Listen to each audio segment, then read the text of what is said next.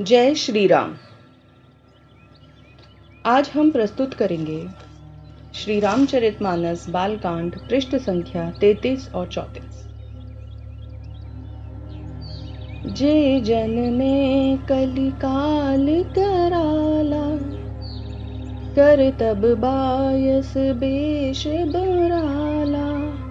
चलत को पंथ बेद मग छाड़े, कपट कलेवर कली मन भाड़े। जो कराल कलयुग में जन्मे हैं, जिनकी करनी कौवे के समान है और वेश हंस का सा है, जो वेद मार्ग को छोड़कर कुमार्ग पर चलते हैं, जो कपट की मूर्ति और कलयुग के पापों के भाड़े हैं। बंचक भगत कहाय राम के, किंकर कंचन कोह काम के। तिन मह प्रथम रेख जग मोरी, धींग धर्म ध्वज धंधक धोरी। जो श्री राम जी के भक्त कहलाकर लोगों को ठगते हैं, जो धन क्रोध और काम के गुलाम हैं, और जो धीगा धीगी करने वाले धर्मध्वजी और कपट के धंधों का बोझ ढोने वाले हैं, संसार के ऐसे लोगों में सबसे पहले मेरी गिनती है। जो अपने अवगुण सब कहूँ, बाढ़ही कथा पार नहीं लहूँ।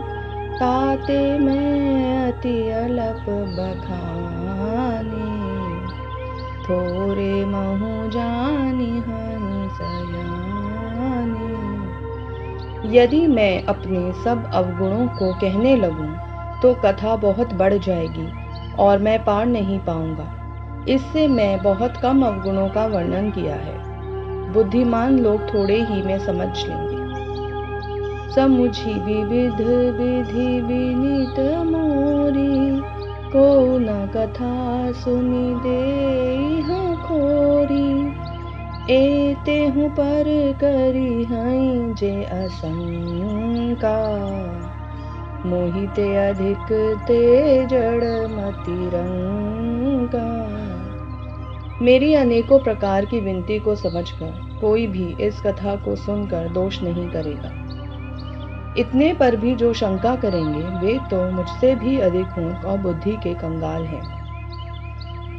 कभी न को हो नहीं चतुर कहावं, मति अनुरूप राम गुण गावं। कह रघुपति के चरित अपारा, कह मति मोर निरत संसारा। मैं न तो कवि हूँ न चतुर कहलाता हूँ, अपनी बुद्धि के अनुसार श्री राम जी के गुण गाता हूँ। कहाँ तो श्री रघुनाथ जी के अपार चरित्र, कहाँ संसार में आसक्त मेरी बुद्धि। जे ही मारुत गिरि मेरु उड़ाई, कहु तूल के ही लेखे माही। समुझत अमित राम प्रभुताई, करत कथा मन अति कदराई। जिस हवा से सुमेर जैसे पहाड़ उड़ जाते हैं, कहिए तो उसके समान रुई किस गिनती में है। श्री राम जी की असीम प्रभुता को समझकर और रचने में मेरा मन बहुत हिचकता है। सारद शेष महेश विधि, आगम निगम पुराण। नेति नेति कही जासु गुण, करहि निरंतर गान। सरस्वती जी, शेष जी, शिव जी, ब्रह्मा जी, शास्त्र वेद और पुराण, ये सब नेति नेति कहकर अर्थात पार नहीं पाकर ऐसा नहीं कहते हुए सदा जिनका गुणगान किया करते हैं। सब जानत प्रभु प्रभुता सोई, तदपि कहे बिनु रहा न कोई।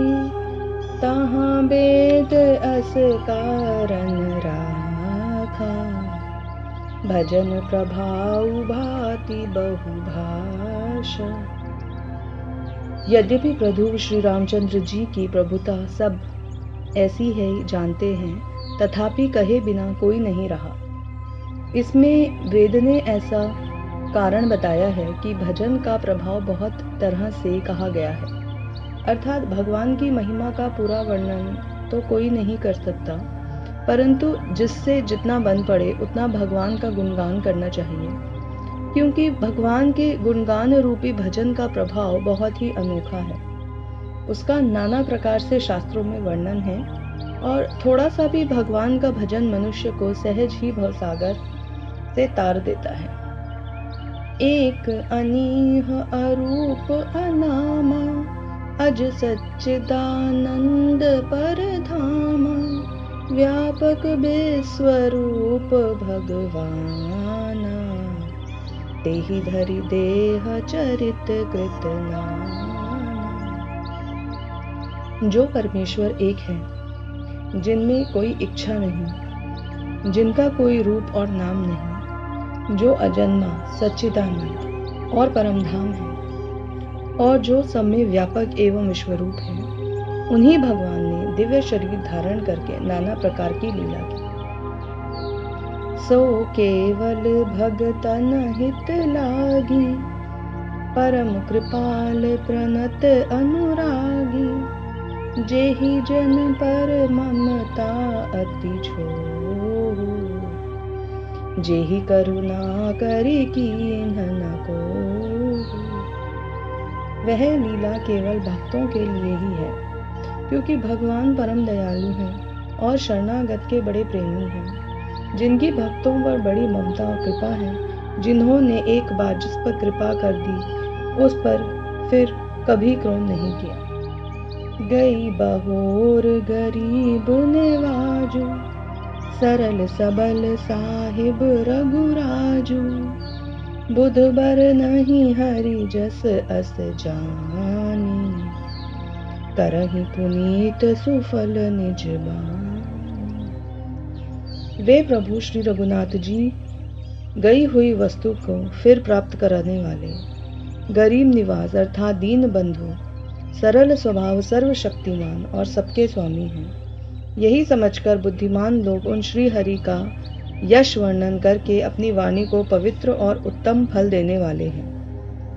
ते ही बल मैं रघुपति गुण गाथा, कहियौ नाई राम पद माथा, मुनि न प्रथम हरि की रति गाई, ते ही मग चलत सुगम मोहि भाई। उसी बल से अर्थात महिमा का यथार्थ वर्णन नहीं, परंतु महान फल देने वाला भजन समझकर भगवत कृपा के बल पर ही मैं श्री रामचंद्र जी के चरणों में सिर नवाकर श्री रघुनाथ जी के गुणों की कथा कहूँगा। इस विचार से मुनियों ने पहले ही हरि की कीर्ति गाई है। हे भाई, उसी मार्ग पर चलना मेरे लिए सुगम होगा। जय श्री राम।